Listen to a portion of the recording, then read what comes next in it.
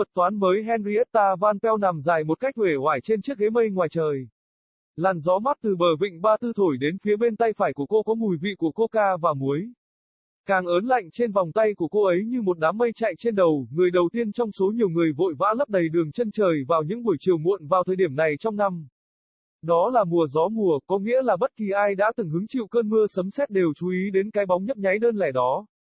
Cái lạnh ngắn ngủi mà nó mang lại giống như một gáo nước đá dội vào mặt người dân địa phương, một lời cảnh báo 15 phút để đến một nơi nào đó ấm áp và khô ráo.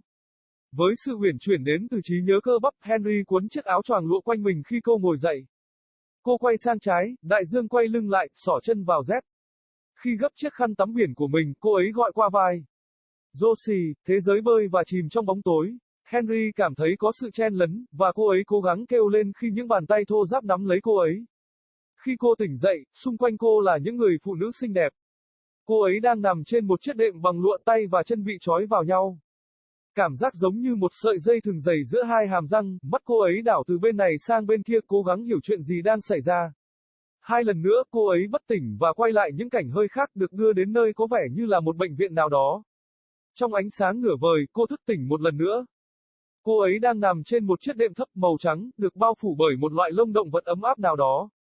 Có thể là alpaca hoặc cừu. Cô cố gắng trong tư thế nửa ngồi, khi mọi người lao vào từ cả hai phía của căn phòng để giúp cô. Có những người nằm rải rác khắp đại sảnh, ngồi trên sàn gỗ tối màu hoặc nằm trên những chiếc đệm đủ kích cỡ, chất liệu và màu sắc.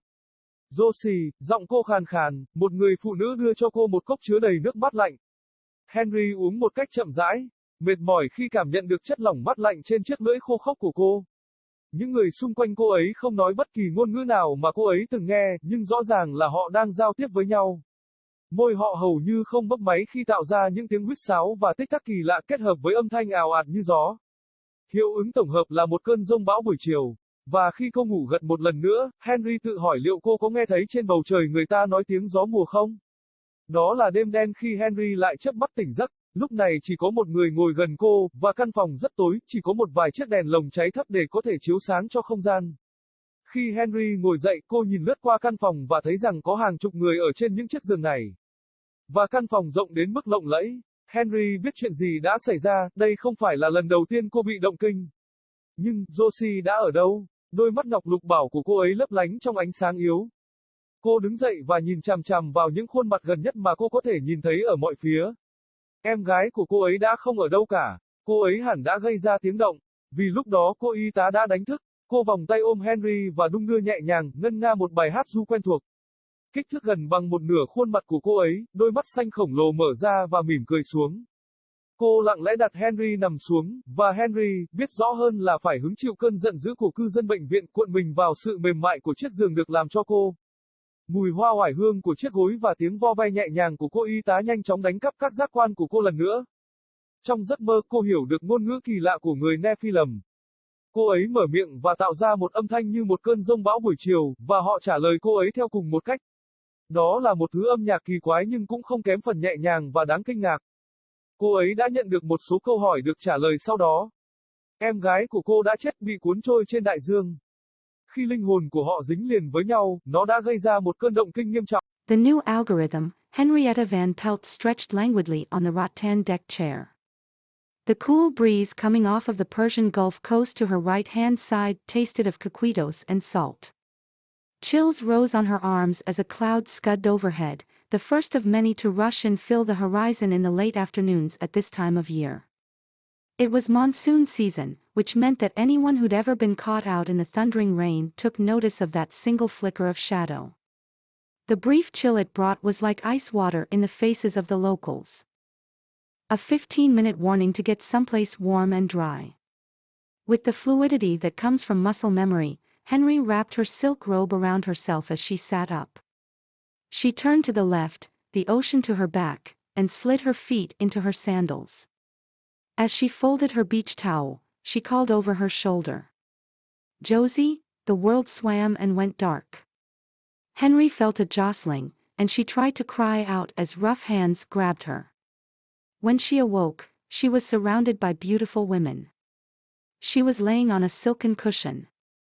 Hands and feet bound together, what felt like a thick rope between her teeth, her eyes darting from side to side, trying to make sense of what was happening. Twice more, she lost consciousness and came back to slightly different scenes, having been transported to what appeared to be some sort of hospital. In the half-light, she awakened once again. She was lying on a low, white cushion, covered in some sort of warm animal fur, alpaca maybe, or sheep. She struggled to a half-seated position, as people rushed in from both sides of the room to aid her. There were people scattered all across the great hall, seated on the dark wooden floor or couched on cushions of every size, material, and color. "Josie?" Her voice was a hoarse croak. A woman offered her a cup filled with clear, cool water. Henry drank slowly, languishing in the feel of the cool liquid on her parched tongue. The people around her didn't speak any language she'd ever heard, but they were obviously communicating with one another. Their lips barely moved as they made odd whistling and ticking noises, combined with a rushing sound like wind. The combined effect was that of an afternoon thunderstorm, and as she dozed off once more, Henry wondered if she was hearing the sky people speak the language of the monsoon.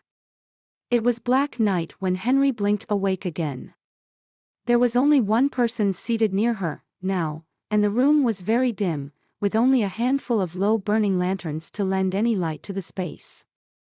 As Henry sat up, she scanned the room and saw that there were dozens of inhabitants of these beds, and that the room was so large as to be palatial.